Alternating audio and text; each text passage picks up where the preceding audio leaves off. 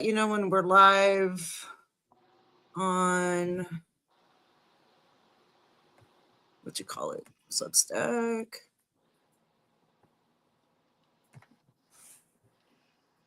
And I'm not quite sure where to find it on Facebook, but I will look. Oh, See, Onyx Rose is live on YouTube. Onyx is? Yeah. Cool. Okay, I don't see us on Substack yet. Hang on. I don't see us on YouTube either. I am live on the I am hold on, let's see. Oh, we're live on Substack. Okay. Yeah, live on We don't Twitch. have any viewers yet. Yeah, I'm live okay. on Twitch and I'm live on YouTube as well. Okay. I need to get rid of this page.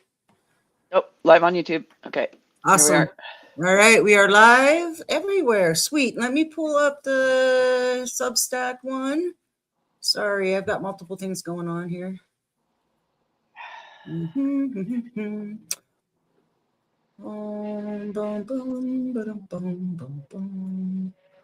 Okay, volume is off on there. We don't have any viewers yet. That's good. How you doing, Let's viewers? hope we have them soon. I'm used to this kind of audience.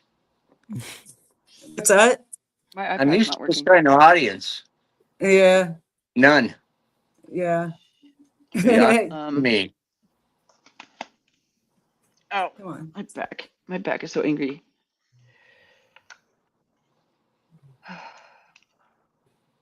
So that's not going to work out either. You know what made me laugh the other day? What's that? I don't know if you guys know who Anne Burrell is from the Food Network. She ran her landmark show was like Worst Cooks in America. It was fucking hilarious. Yeah. The whole show was We great, have but one it's one of those viewer. like cooking shows that's like not, yeah, it's not meant to make people feel bad, but it's like at the end of it, you end up rooting for the people because they actually genuinely improve. They go from like burning water to like making a 3-course like Michelin meal. It's great, and it's so Awesome. funny. But it's like, We have 2 viewers. why do you have I don't like know who's vanilla? on, though. Yeah. Oh yeah. Vanilla is not a good seasoning for chicken. You came here because of vanilla chicken.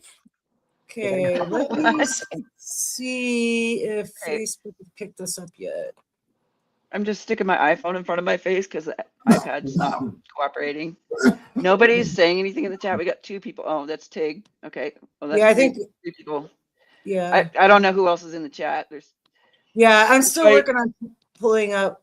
Yeah, it's just me so far. Just doing just going in the chat. All right, so you were in the chat then. Yeah. Yeah. There's Oh, we got 4 nobody in, people. YouTube side. Well, hey, I want to give Huh. I want to give her a shout out for being where she is now, from from all that. What's your name? Excuse me.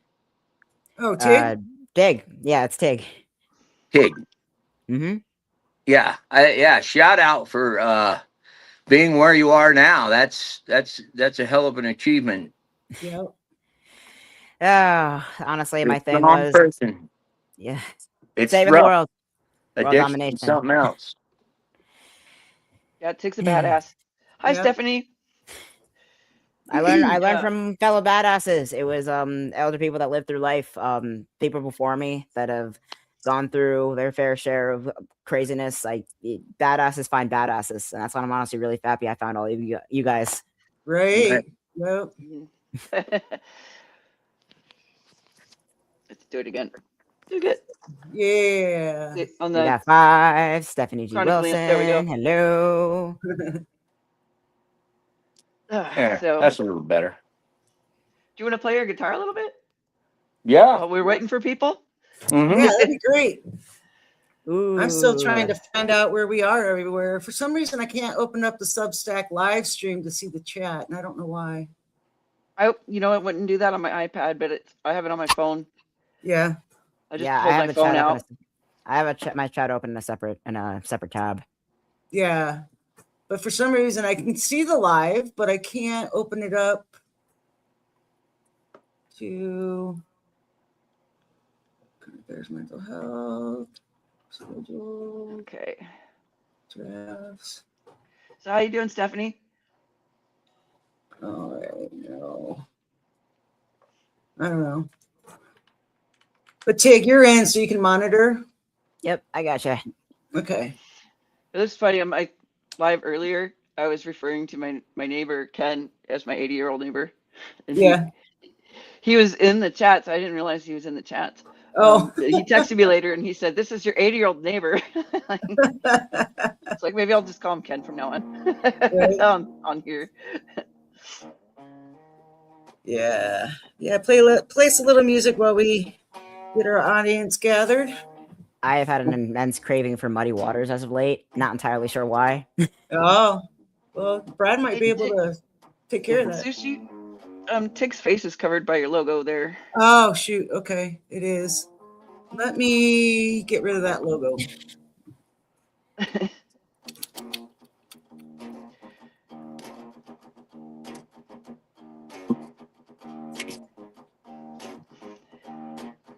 What the future we're facing?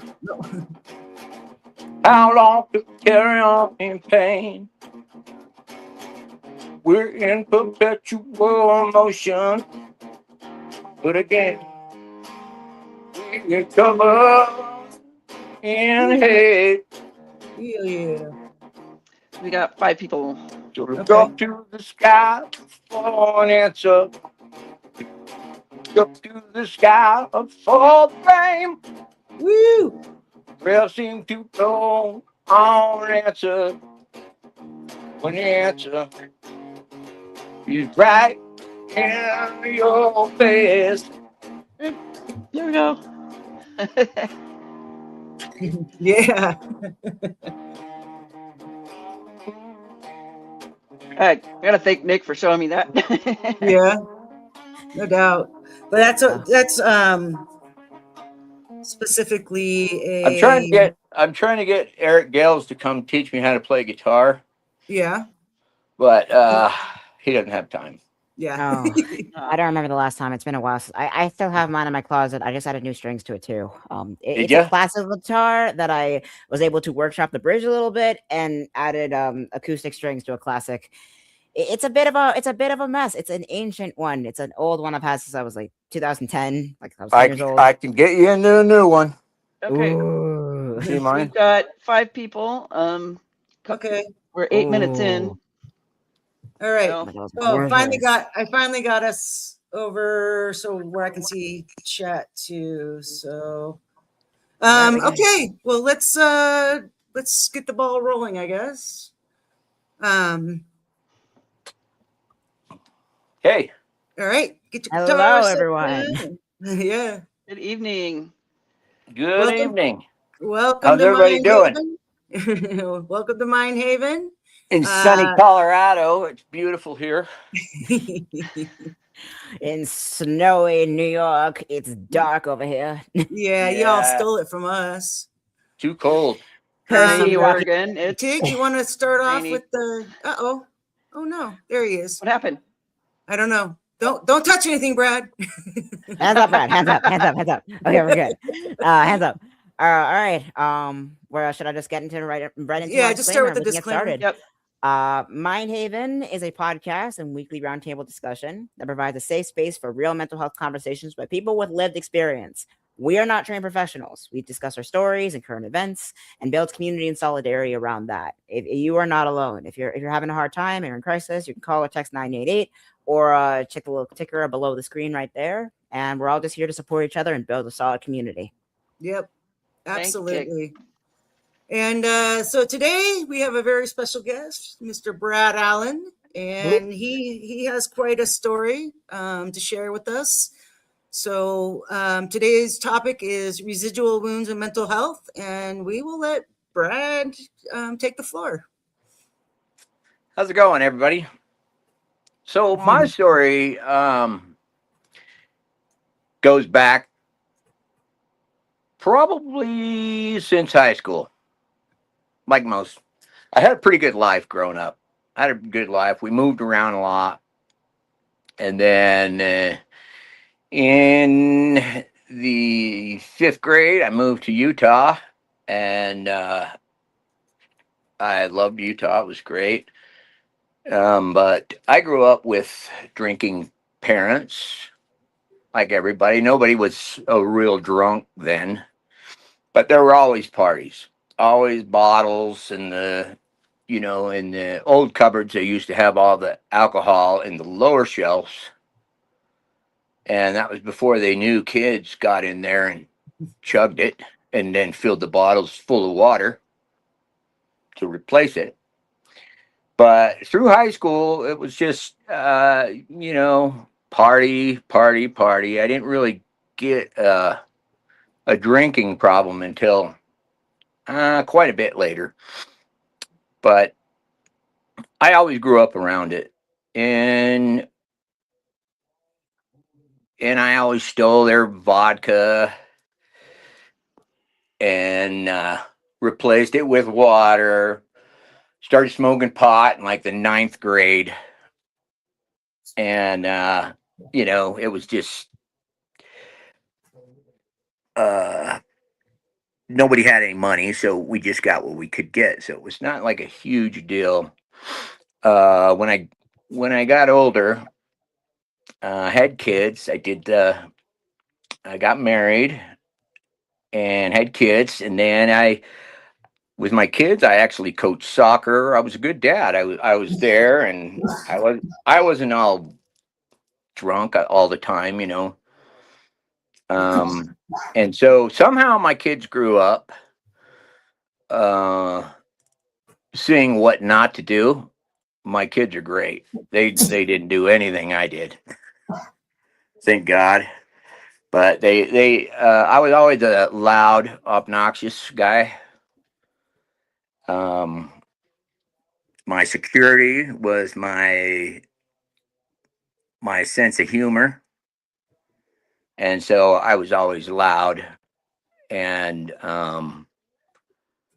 the funny guy. Uh, and then years pass. Nothing big in between there. I was injured a lot. I got my knees were blown out, and I got smashed by glass, and got pain pills and stuff for it. But when I got married, I married the girl whose folks got us our weed, and I thought that was great. But it came with a whole slew of other problems. But that's when I found heroin. That's when the harder drugs kicked in. And I was never one to say no to anything. So I tried pretty much everything. And the heroin years was only not that long. But I contracted hepatitis C. And I didn't know it until years later when my liver was already shot. So um, I was married for 30 years. I ended up getting a divorce, and probably 10 years before I got a divorce, or maybe 20, it's hard to tell. It just seems like forever ago, but it wasn't. We both got into drugs. Alcohol was always there. And because of the environment we were in, there was always drugs. We moved to Palm Desert in this community. This community was an old hippie community, and all the hippies were still there, but everybody's pretty hammered at this time, because in the 60s the hippie movement was great, but then the drugs and heroin got out of control and ruined tons of people's lives, I'm sure. But when we got into the first time I ever tried heroin, somebody shot it into my arm. I fell asleep, woke up, and I was like, "What the hell was that?" All it did was make me sleep. And they're like, "Oh, you got to try it again so you don't sleep." And so tried it again, slept, tried it again, and then it felt good. And then we did it more frequent, and we had kids by then. They were little, but we'd cut down on the heroin when the kids were born and everything. But started it up again in the 90s, and it wasn't an everyday thing for us. Just we just did it for fun, but it definitely got out of control and really affected everything. Yeah, when you're the hard drugs, you get weird, really weird. Personalities change, and anyway, the marriage started going south, and we ended up getting a divorce. And then by that time, I was still probably doing pain pills, but I don't think we were doing heroin at that time. Meanwhile, we were drinking almost every night, at least a cocktail or something, but not heavy. But then when I got a divorce, I moved in this house, and I'd been married for so long. I was like, I had all this pin up things that I wanted to do, and being 50, I wanted to be young again. So I was a dork and made my half my house a band room. And then people would come over and play and drink, smoke pot. And I had been in the hospital so many times, the pain pills were just a part of life. And I was taking them as prescribed for the first 2 weeks. Then after that, it was more add one, add here. But by the time I really started getting tore up on them, was I could take 10 or 11 at the same time, 3 times a day. So your prescription was pretty much gone after uh, the first week. And then you sit in Jones all day long. And then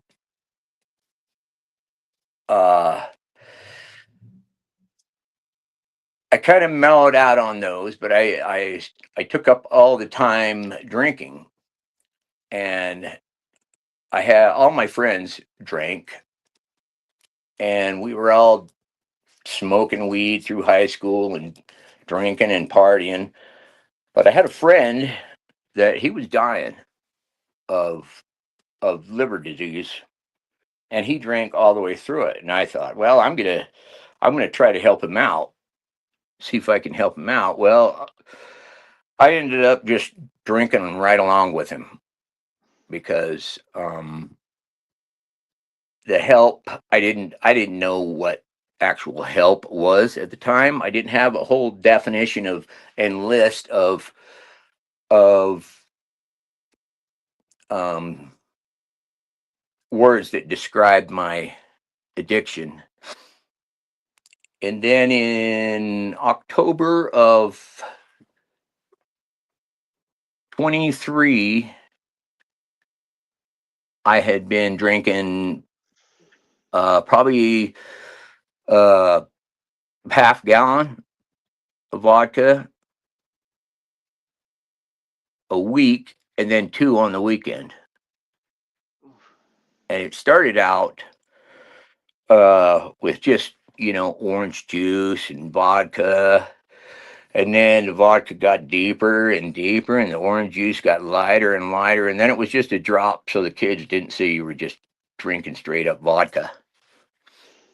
But um, my my sense of humor changed, my personality changed, and I was the drunkle, and then getting really obnoxious and thinking I was funny. I don't know if you guys have ever been in a room. I'm sure you have, with the funny guy that's not funny anymore, but he's just a drunk old fucking obnoxious guy. That was me. Oh my God. So you know, to have me around, I didn't knock on anybody's door. I just barged in. Jen knows that because I barged in her house all the time. My kids. And my daughter told me she doesn't want me to come over anymore. Well, my kids are my whole life. And so I started hitting depression, started having problems at work. Meanwhile, not knowing my liver was in hepatitis C. And I got that cleared up right off the bat. I went and I don't know, took about 3 weeks, and my liver was pretty clear. So I took 8 months, feeling great, feeling good, and then I went back to drinking because of depression. And then Mondays would always be hard to go into work, and if I did go into work, I would just isolate. And I'm not one to isolate normally. I usually jump in the truck and go visit people or whatever, but the isolating is what really got me, because I didn't want to tell anybody, and I didn't want to tell my girlfriends how much I was drinking, so it was all hidden. I had bottles stashed everywhere, and I did a pretty good job at uh, hiding it, hiding the level that I was at. And I started to feel it. I started to feel it in my gut, and I started bloating. And one day I woke up to go to work, and my stomach was really upset. I got in the shower, and I passed out on my way to the shower. But I got back up, took a shower, and then I puked blood, and it covered the shower. It looked like a huge murder scene. And that was the first time. But what happened was all the ammonia that was building up affected my thinking. So I still went into work. After I cleaned up all the blood, I went into work. I got into work. I was just white as a ghost, pale. And my work told me to go to the hospital. I went to the hospital and spent a week in there because I'd lost so much blood.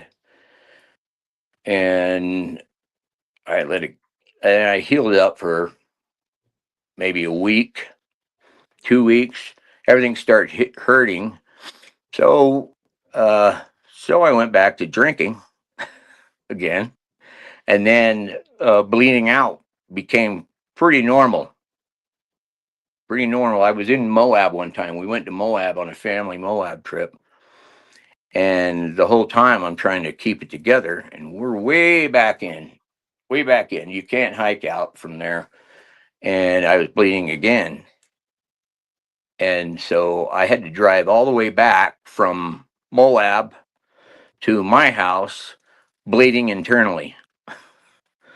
So that's when my hospitalizations were like once a month, and I'd be in there for a week, and then your work's wondering what's going on, and I'm sleeping at work every time. I nodded out every 5 minutes.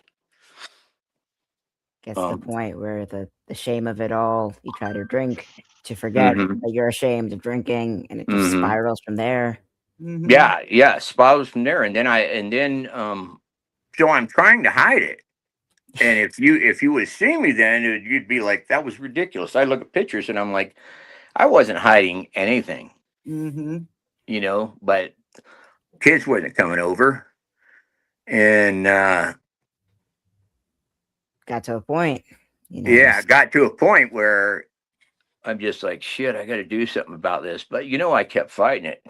And the addiction of it all just nailed me. So every time I started to feel good, I'd go ahead and try it again and then end up in the same boat. I did that 5 or 6 times.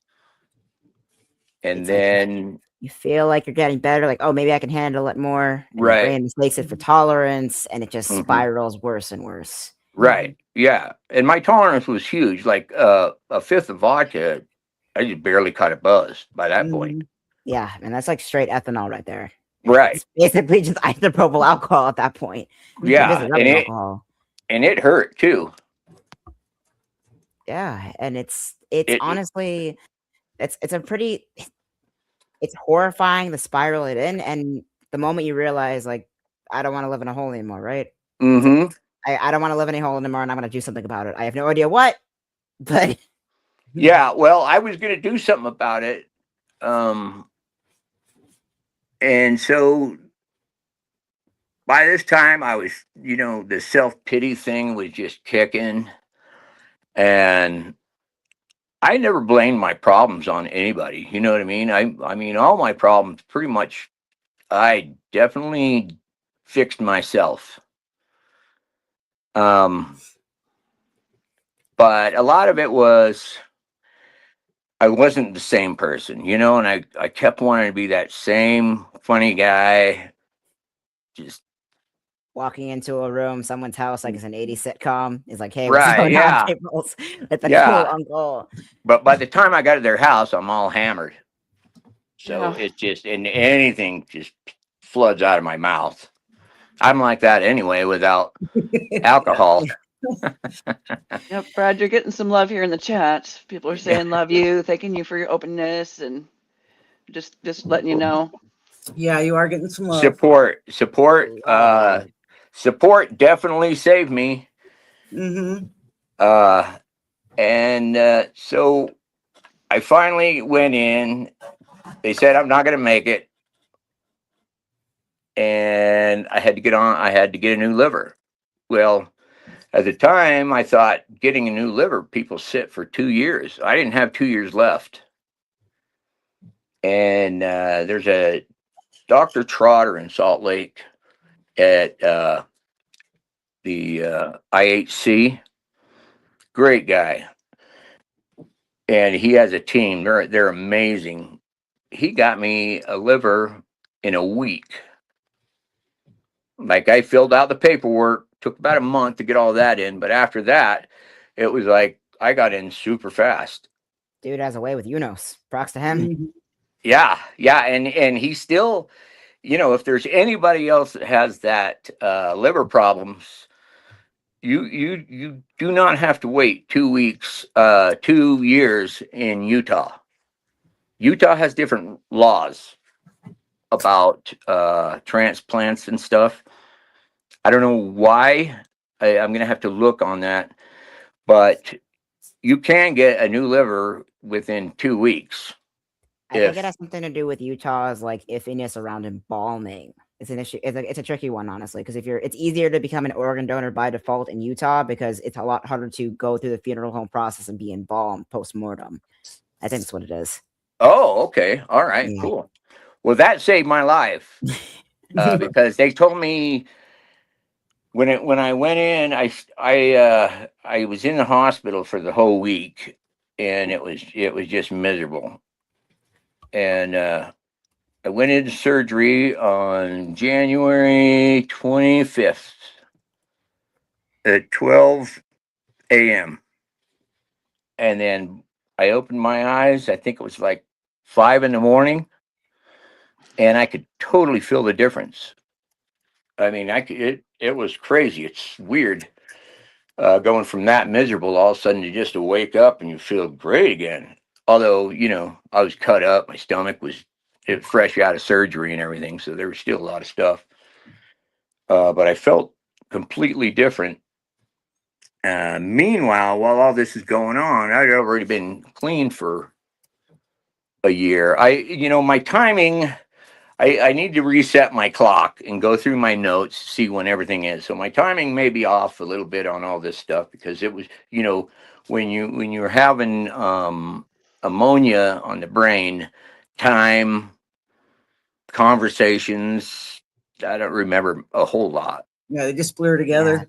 Yeah, I mean and plus like it's affects your liver full time, and that the liver is like the second most important part of your body essentially because it has so many functions. Oh boy, the toenails, the skin, the hair, the eyes, the nervous system, the breathing, system. the nervous system, your brain. It's just the liver runs a lot more things than I even knew because I never looked into it. Yeah, I mean, it's a hard thing, and especially when you like you said you grew up in this like drinking culture. And I think this is something a lot of people like. A lot of my friends are, a lot of my contacts are actually like young, or like my age or a little bit older, are kind of coming into their own like their relation with alcohol and their relation with drinking, because for a good chunk of like history, like especially for like your generation as everyone else, like drinking culture is basically just alcoholism with extra steps. Yeah. Well, and that's what drinking culture can spiral into. And yeah. In the 80s, I was I graduated in 1985.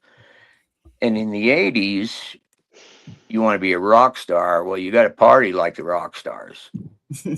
Yeah. So you're always trying to keep up and drink everybody under the table and all this really, really warped thinking. Yeah. Hey, Brad, I'd like to interject right now and bring you back to receiving the liver. Just because I saw you in that condition, and we've had our own conversations about it. And I remember going when you were in the long-term care facility, coming to visit you one day, and you were jaundice, as jaundice as can be. And I can't recall if you had already received news that you had got a liver donor yet or not, but we were discussing a time before that you had almost died. Well, so I've had staph infection twice. I had it in my arm 2 years prior to that, and then I ended up getting it. I had a knee replacement, and that had ended up getting staph. This time I was going to rehab, and it wrecks your immune I got system. staph, and then at the rehab, the nurse says, "You got to go to the hospital." So I went to the. I was going to say I'm going to wait till the next day, and then we'll see how it is. But because I was in rehab, I thought I better do what she says. So I went in, and that's when all hell broke loose. They cut my knee open to do the surgery, and I just bled profusely. And I bled completely out and flatlined. Yep. And they had to revive me. And I don't know how much blood I got. I think it was at least 5-6 bags, but they had to keep putting blood into me, and because my kidneys shut down too. Your kidneys were trying to take over for your liver, like one Yeah. of the primary functions, and it cleans up like defeated down blood cells, red blood cells, and cleans that up. And if that's out of control, then and sepsis is extremely serious. In fact, Brad and I have both lost friends to sepsis. Yeah, a lot. I think the crew that I run around with in high school, there's 5 of us left. Yeah. 80s were pretty rough on people. 80s was crazy. 80s was crazy. And I think a lot of us are dealing with the impacts of like the 80s now. Yeah. Like late, like 20, 30, 45 years, 40 years later. And I'm honestly like, I want to commend you, Brad, for like coming out of it. It's like, yeah, thank you. This is like, it's not the 80s won't last the 80s didn't last forever. And no, for this exact reason. No, the 80s would never have lasted forever because everybody would be dead if it was still Yeah. like the Yeah. 80s. I'm one of them. Oh my god. Yeah, yeah. Oh, Nero's back. Oh, Yay. no, yeah. Sorry about No, that. welcome But back. No, no, it's all good. I the was still bleeding listening. out I just thing, and then actually, I when I died, I didn't see anything. But I didn't know I was going to die. Otherwise, I would have probably looked for somebody. But I did have a really weird, super, super comfortable feeling. And I've always, I never forget that feeling. But after they did the surgery, after I bled out, yeah, that's why I was in the Yeah, in the long the term. hospital for so long. Yeah. Yeah, it's ICU. ICU for almost 4 weeks because it was on and off, and you can ask Jen. Nobody thought I was going to live. No, it was scary for sure. Yeah, Yeah, and like that. but things came back. It's like in the hospital, I was like, I'd kind of come comfortable with dying.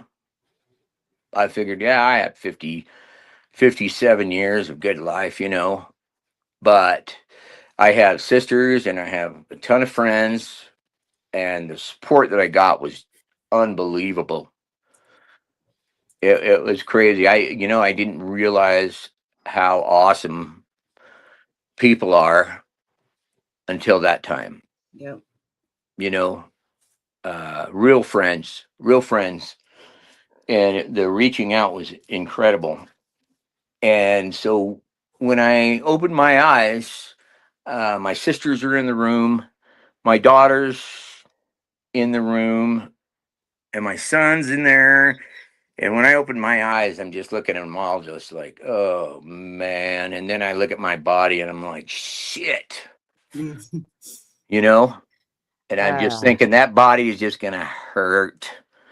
like warmed But over, shit on toast. yeah, hell yeah. I was like, you're gonna put me back in that piece of shit.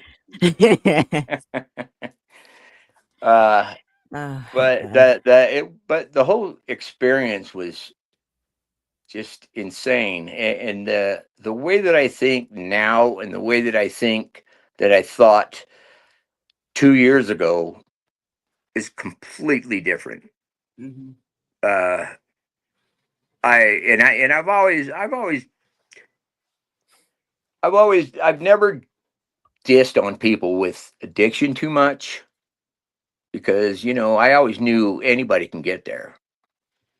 You put the right factors in place, it could You really put the happen to right anything. factors in place, and no matter how much you're judged or anything, whoever is judging you could easily fall into that place. Yep. Yeah, and it's not a moral failing either. It's a biological just hijacking, honestly.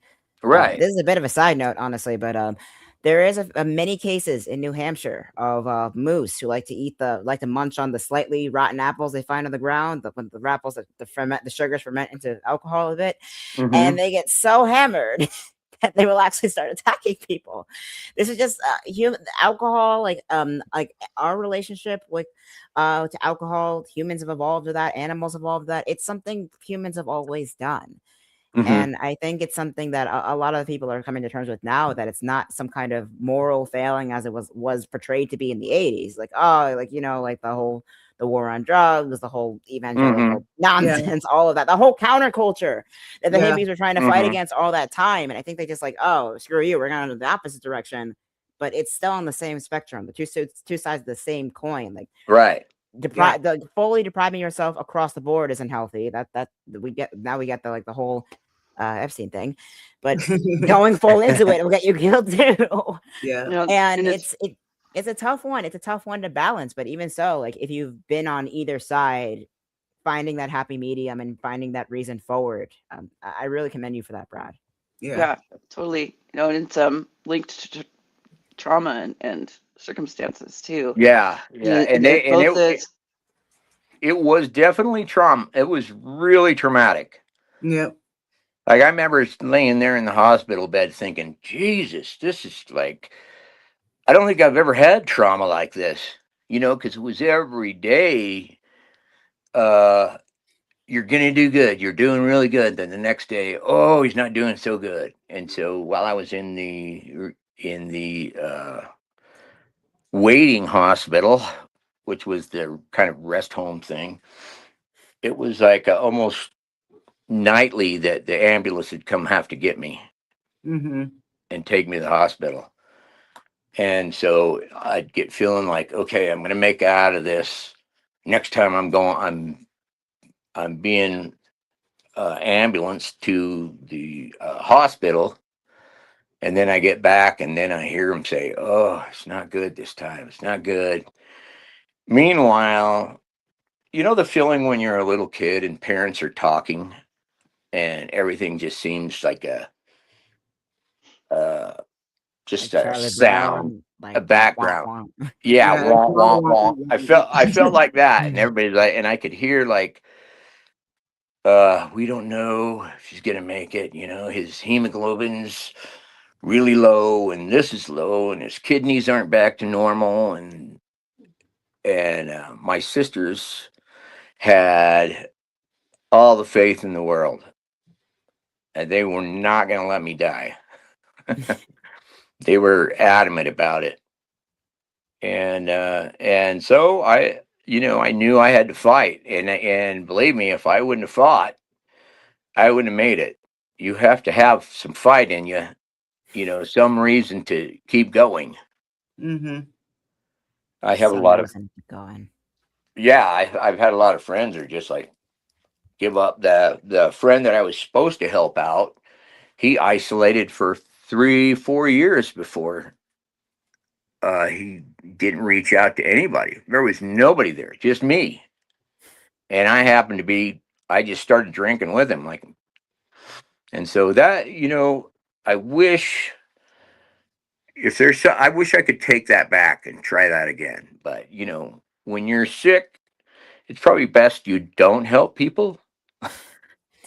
It's hard to help someone out of the thick of it when you're in the thick of it yourself. Yeah, That's yeah, a lesson I learned the hard way, actually. Yeah. yeah. And I've always been one to like put people before myself. Yeah. And the one thing that you have to remember is you can't help nobody unless you help yourself first. Absolutely. You can't deliver groceries if you don't have a car. You can't Is go that stupid analogy? 300% No, that's No, it's 24/7. not. You can't go 300% 24/7. Just give yourself some grace and Yeah, yeah, give and some trust in the people that care about you the most. that's right. And I had to learn to give myself a break because part of the last 7 years, all I did was beat myself to pieces because I didn't blame anybody else, so I was just beating myself up. My kids don't like me because of this, and I did this, and I screwed this up, and I'm screwing this up now. And I learned to, when I got a divorce, I lost my identity because I met her in high school, so my identity was with her. So when I got a divorce, I really sat there sometimes and going, I don't think I really know who the hell I am. Not the And rocker, not the partier, not the funny not the uncle. partier, not the drunkle, not the funny guy. I had no idea. And I went to rehab, and somebody showed me a list of definitions.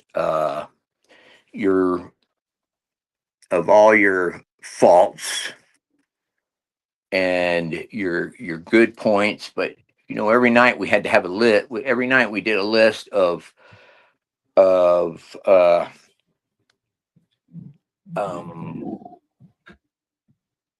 what do you call them? The anyway, a list of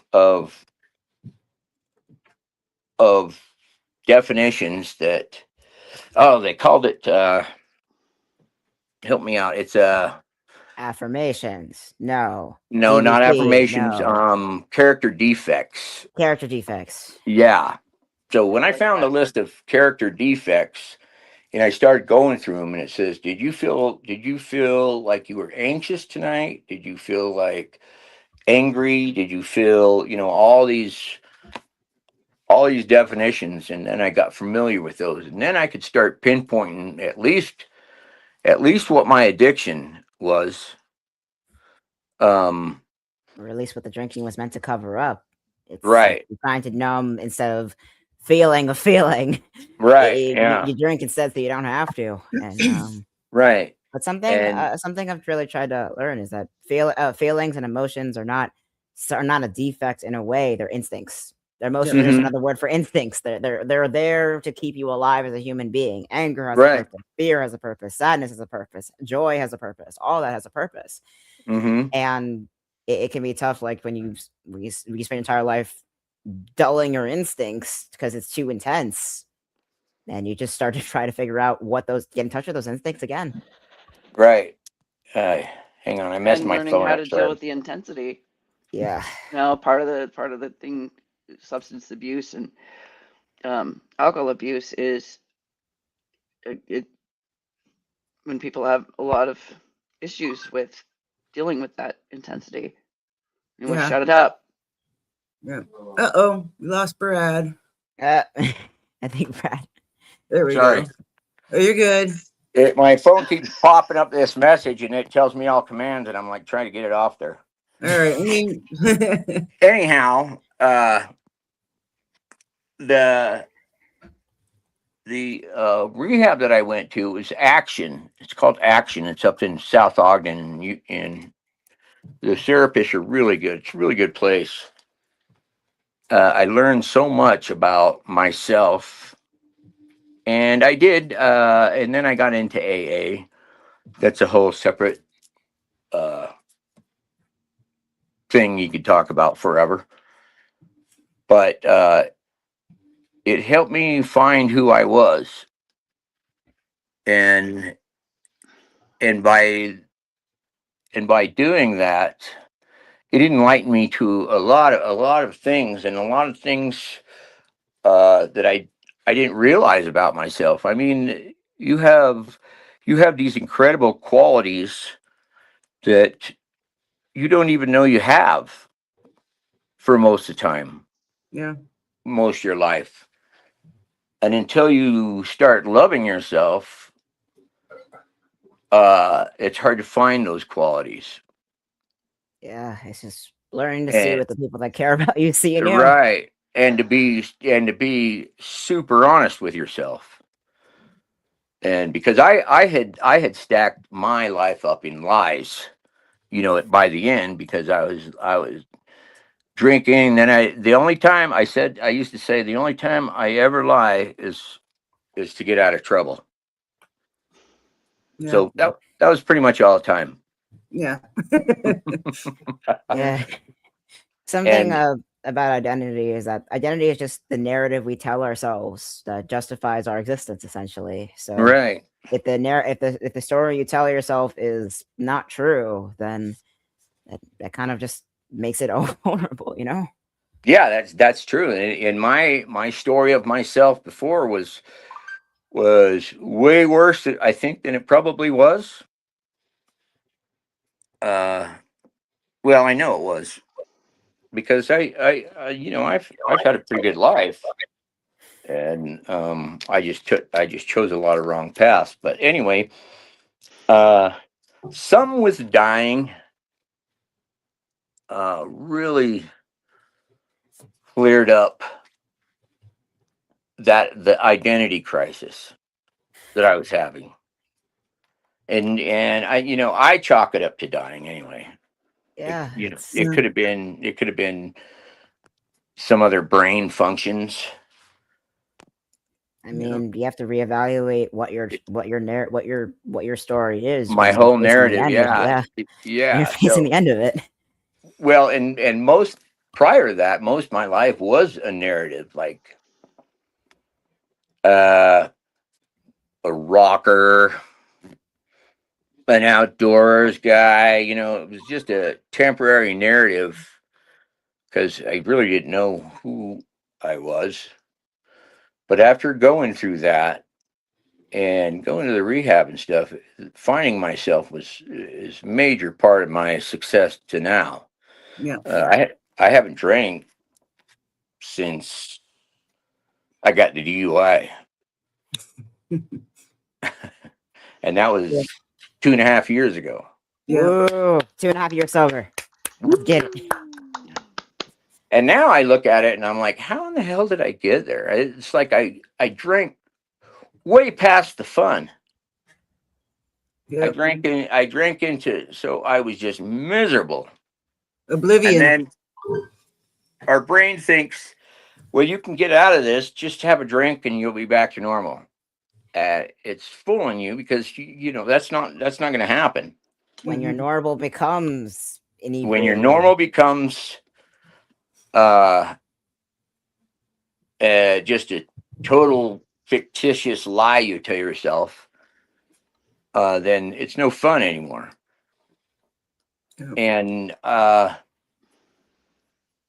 And so being in the hospital all that time, I didn't worry about the bill, didn't worry about anything. But the incredible experience was the support. And there's a lot of people that were in there that had no support. Mhm. And I was like, God damn, that would be really tough. Like what kind of With mistakes you made that you're doing this on your own. yeah, Mm. yeah, especially when there's not a room full of people.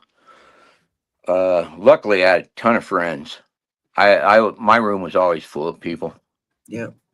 Yeah, it was pretty awesome. But uh, I got to the point where they said, well, I went in after they sent me home after the the hospital stay, you know, the convalescent center or whatever I was in. And then they said, just wait. And they called me, and I thought, wait, you know, it's going to be a month or two. I got to live like this for a month. And then next week, they called me and said, get in here. And it was like, wham, bam, went in, woke up with a new liver. Yeah. Amazing. It was, Amazing stuff. yeah, it was. And then I woke up alive, you know, when I opened my eyes, I'm like, Yeah. wow. I mean, Brad, the new I have a liver, when question it for gets you. in, it kicks in. It kicks in. It kicks in It and goes does, straight to yeah. work. I have a question for you, Brad. Uh Since huh. your new lease on life, what has been your favorite thing since then? You know, my favorite thing is people. I love people. Yeah. I hate assholes. There's two colors of people in this world. And I'm going to say asshole is is a color, and kind is its own color. So Mhm. there's assholes and there's kind people. Well, I I'm attracted by kind people, and I love kind people, and honestly, it it keeps me going. And plus my guitars, and my girlfriend's super awesome, and she's actually a licensed therapist, Mhm. Oh, so cool. that worked out for me. Yeah, I mean, you I can should have known bring I kind needed one of those a long time ago. I mean, if you have kind people, if you have a appreciation for kind people, that's not something you learn. That's something that's ingrained in you. You know. That is And you're right. ingrained. There's assholes and there's kindness, and if your Yeah, default is kindness, no matter how yeah, many times you try to isolate yourself, they'll just come, they'll break down the door and bring you back out. right. Yeah, and you know, kind people come in all colors, and asshole comes in all colors and sizes. All But shapes, sizes. I right now, I mean, we see a lot of stuff that's on the TV, and we see a ton of assholes. They get the most attention right now, anyways. Yeah, it gets the And most it's, attention on the TV. But when I go outside and I talk to people, like now, I moved to Colorado about 8 months ago, Jen. Yeah, about that. Yeah, and this place is the most beautiful place that I've ever been to. The mountains, everything's in 360 degrees. So the mountains and the desert, everything's 2 hours away. Yeah. Beautiful here. There's no pollution. And it's a small, kind of sleepy town. Here they think it's big, but it's not big. I mean, it feels big because it's expansive. It's huge. Right. Yeah, but not totally full of people. Yeah. I mean, And that's a nice kind of big. It's yeah, expansive. and the mountains here are just unreal. And so I'm living in this awesome place, and I'm retired, and I'm surrounded by guitars right now. So it's like I died and I woke up, and this is what I always wanted to do anyway. Right. So things got answered, and I'm not religious. I despise religion, but I am spiritual, and there is a God for me. You know what I mean? Yeah. And I see that every day until I turn on the TV, and then every once in a while I go off and have a fit, but it doesn't last long. But I think the stuff that I've been through in the last 5 years has just been incredible to me, because it was so far, so deep down and dark at one point, and at this point it's so awesome. Like, I used to worry about bills, money, everything, and it turns out I have enough for everything I need, you know? Yeah. And it just, I don't know, I think when you live that kind of life and you can come out of it, it's amazing. That's why I always tell people, like, if it's dark where you're at, it's hard to tell somebody to get help. Yeah. So you kind of guide them that way or something. If somebody's reaching out, definitely answer. I feel like the service to people, to doing things like, I'd like to be a peer support specialist, but even going to playing guitar for people in the old folks home, just something that you give, Yeah. helps me a ton too. It gives me that reward that I was always looking for with alcohol or drugs. Gives Yeah. me the same kind of reward. It's people. It's being around beautiful people. Being around beautiful people is, yeah, and beauty's a whole different thing for me too. I mean, I think when you're young, everybody's trying to look hot and sexy all the time, but you get to a certain age when that is so superficial. And for me right now, the first thing I see when I see somebody is, are they kind? Are they good? Are they good people? Are they smiling? You know what I mean? What are you like on the inside? Because the outside, it doesn't matter what you look like. Because if you're rotten on the inside, you look good on the outside, that rotten's just going to come bursting out, and that's Yeah. what you're going to see. If you're And you have that people like us that have that aura. It shows real quickly. right, yeah, If you have that rooted in yourself, and it'll amplify the beauty and also amplify the rot.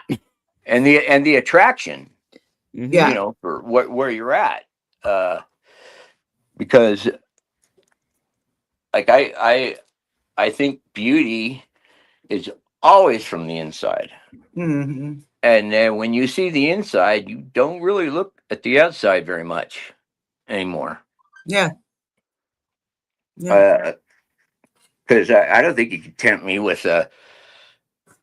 some sports model lady or anything, because all I see is like, that's gonna kill me again. Right on, Brad. Hey, it's getting to the top of the hour. Okay. Do you, Nero or Tig, do you have any questions for Brad or before we sign off? Honestly, You- Brad, I before streaming today, before coming on, I kind of had a bit of a meltdown myself, and it's something a mindset I've been through before, and just trying to be an asshole to drive people that care about me away. Thinking it's not worth it anymore, and they'd be better off without me and my chaos. And then I come on here and see like you, and this is. This is exactly the story that more people need to hear right now. That there's always a path forward. Yeah, always and there's so many beautiful people out there that are being dwarfed by the news, and there's really a small group of total assholes compared to the kindness of most people. And that might be a little naive because I don't know what it is now. Maybe it's a little higher. Everybody's flaring up. But deep down, when you look inward at people and not just look at the exterior, is where all the people are going to join you in your life, and and be great people. Like judging, I don't judge at all anymore. Yeah. I might see something that if it looks funny, if somebody looks funny, I'll probably crack a joke. I don't know if that's good or not, but that's I don't know. I It's do you hear that. it from your kids? Yes, I always hear it. My daughter calls me all the time. My boy calls me all the time. Good. Actually, my ex-wife Michelle, she called me, and my girlfriend's super awesome, and I'm invited everywhere,